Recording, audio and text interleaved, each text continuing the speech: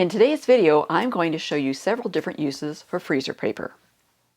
Hi, I'm Kim Jamieson Hurst of Chatterbox Quilts, and if you're not familiar with freezer paper, I want to show you what it is, and I want to give you some ideas on how you can use it in your quilt studio for applique purposes and some other interesting ones. Now, freezer paper is typically, you'll see it looking like this. Reynolds is your typical brand, and it says freezer paper on it. It also says plastic coated. It's white, and it has a shiny side on the inside when you unroll it from the box. But you may see freezer wrap, and it is not white. It is brown, but it also has this kind of plastic coating. Now it says that it's poly-coated natural freezer paper. And so you kind of wonder, is it the same thing? Well, yes, it operates the same way. The biggest difference being, of course, that it is a tan color, whereas the freezer paper is this nice white color. And we're going to show you when you can use this one. You can use it most of the time too, but I'll just give you a few little cautions on it as far as using it. So let's get into how you can use these types of freezer paper in your quilting. So I mentioned that you could use it for applique purposes, and that's what I want to talk about first. So I have one of my patterns here. It's called Hootmon, and it's all raw edge applique. And I want to show you how you can use freezer paper to trace one of the designs. I'm not going to trace them all, obviously, but one of the designs, one of the leaf designs here, onto freezer paper and use that for two different types of applique. So we got the template first, okay, the applique piece, and I'm using a light box here. So if you're interested in this light box, check the description below. Very economical, works really well, has different levels of brightness as well. So I find it really, really helpful for tracing applique designs. So I put it on here, you can see very easily. Now this is where I want to talk to you about the differences between the two types of freezer paper. So if you use the tan freezer paper, okay, you can see through it, obviously, but not as much as you can see through, or not as well, I should say, as you can see with the white freezer paper. So you definitely can trace it on either using a light box. If you were not using a light box and you were using your window, for example, you're probably going to want to go with the white freezer paper because you're not going to be able to see through the tan color one. But for today, we're going to use a white one.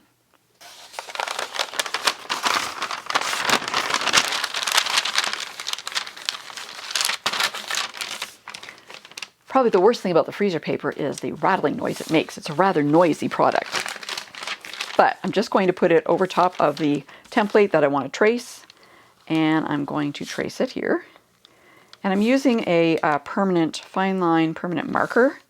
Okay, you do not want to use a friction pen. I like to use friction pens for a lot of things in my studio. You do not want to do that when you're tracing applique shapes.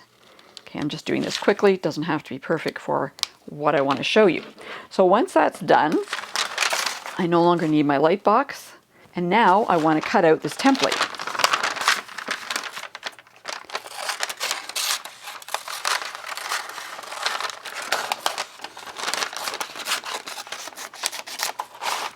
Okay, so I'm just cutting this out roughly right now. My next step is going to be to put it on my fabric, and I want to make sure I press my fabric. Okay, you always want to press your fabric before you do anything with it. And I'm going to put this on, not like this though. That's how you're tempted to put it on, but I'm not going to do that because I want to do like a needle turn applique with this piece. So I want the edges to be all finished.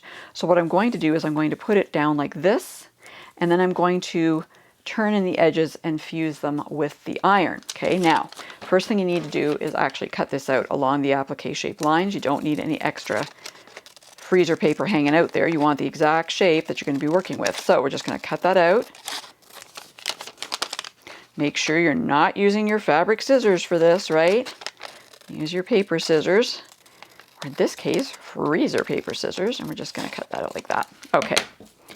So as I said, I'm just going to place it down here, and then I'm going to take my hot iron, no steam, just a dry iron, and I may want to trim the fabric as well. That's probably a good idea to trim your fabric because you don't want all this extra, fabric there in your applique shape, right? So you can trim it. Now the thing here is you do not want to trim it to the same shape, the same size. You want to leave a little bit of a seam allowance, right? So think of it as a seam allowance, about 1/4 of an inch all the way around. Again, eyeballing it, but you want to have enough that you can fold it over that freezer paper template and fuse it down with your iron. Okay, so we're just going to cut this out roughly. I can always trim it down more later if I need to. but just roughly. And because I don't have this, you could pin this to your fabric. I'm always being a bit lazy here and just doing it the easy and quick way. But it's probably a good idea to trim it, or pin it, I should say, as you go to trim it down. Okay, so there we go. So the next thing to do here, of course, is to use your iron to press those pieces towards the center of the template. And because you've got that shiny side of the freezer paper up, it's going to stick to that freezer paper. So you're just going to take your iron. If you've got a smaller, like a travel iron, even some of those smaller little irons, those are good to use for this. And you're just going to go along the edges, just kind of pulling them in gently, smoothing them along, and fusing them down with that iron. Now, when I say fusing them down, this is not a permanent thing, okay? This is just temporary, all right? It's not like you're going to fuse it down and you're stuck with that freezer paper inside, because we do want to remove that freezer paper eventually, okay? So I'm going to do this and then I'll show you what it looks like at the end. Okay, so here's my leaf shape that I've got pressed over the freezer paper, and you'll have a little bit of excess sometimes if you have sharp points, so you want to just snip those off so they won't show when you are putting it down on your background fabric. In this particular case, I have one at either end here. Just going to snip those off, okay? And so there's my leaf shape. Looks really nice, doesn't it? Okay, so it's ready for needle turn applique, all right? Or if you want to do a decorative stitch on the edge, whatever you want to do, but you've got those nice finished off edges. Now, what about that freezer paper inside? Well, you are going to then open this up carefully, because you don't want to lose that pressing that you've already done to create that shape. And then you're going to gently peel it back and take it out, okay? This is where you'll notice how fray resistant or not your fabric is. All right, so we can just take this out here. And because we've pressed it, it will still lie there flat for us and be ready to put on our project. And the best part is I can use this template to do another leaf, however many I need. It will stick multiple times. So that's one way you can use freezer paper for a needle turn type of applique. But what if you like to do raw edge applique like I do? Well, you can also use freezer paper to create templates to do that. So what I did in this case, I used that tan freezer wrap and I put two pieces together. I would suggest you at least two. You could do three if you wanted to. All we're trying to do is make a stable base here. And so what I did is I cut out two pieces of freezer paper about the same size. I layered the one on top of the other one. The shiny side is onto the paper side, and I just pressed them down. So what we have is still paper side on one side and the shiny, or sticky, if you will, side on the bottom, okay? Then what I did is I got my template out and I cut it out with a little bit of a seam allowance around it, and just to have some extra around it.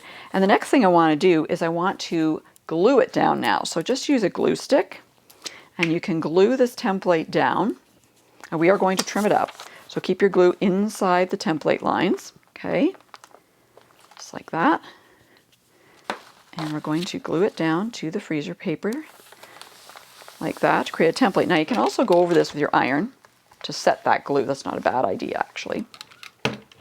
And at this point in time, we can cut out the template right along the applique piece edge. Again, notice, using my paper scissors. Don't want to get in trouble. Of course, I'd be getting in trouble for myself, wouldn't it? All right. Nobody else in my studio but me to use my fabric or paper scissors. Okay, so there we go. We've got that done. So now we have a reusable template here, and they move, you know, they'll curl up a little bit. Don't worry about that. That goes away when you iron it down to your fabric. So because I'm using this for raw edge applique, I will put this on the back or wrong side of my fabric, all right? And so you can actually press it down if you would like to do that. There's a couple things you can do here next. You're going to press it down, I should say. Now you can do a couple things here. You can either trace that template with, again, a permanent marker if you would like to, or you could just cut it out with your scissors. Now, I could use my fabric scissors here, but since I still got my paper ones and they seem to be working okay so far, we can use those to cut fabric. So you're just going to cut out along the edge of your template, okay, to create that. And sometimes I cut into them a little bit more than I should, but don't worry about it. Still going to look like a leaf.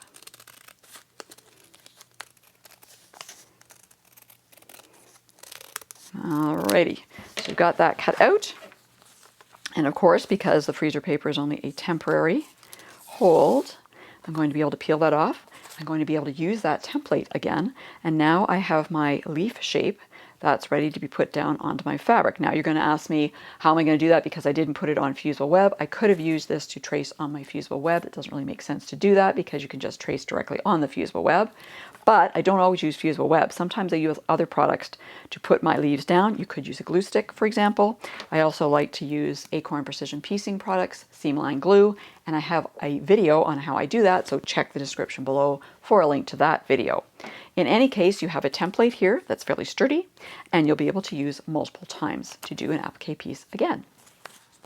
Here's another way you can use freezer paper, and you can use either the tan or the white one. It doesn't really matter because you don't need to see through this freezer paper at all. But if you are making quilts, you should be labeling them. I hope you do, especially if they're gifts. And when you're trying to make a label, and if you write on them like I do, I like to use the Micron Pigma pens to do that, it can be really hard to write on a label that doesn't have any kind of stability or backing behind it. Well, this is where freezer paper comes in handy. You can take your piece of freezer paper, put your label on top of it, iron it down. Your shiny side of the freezer paper is up, of course, because we want to iron that to the back of the label. Okay, make sure it's on there, okay? And you only have to have it on the area that you're going to write on, right? It doesn't need to be on the whole thing. But then when you go to write on this, I should wait until it cools a bit, perhaps. Probably writes better.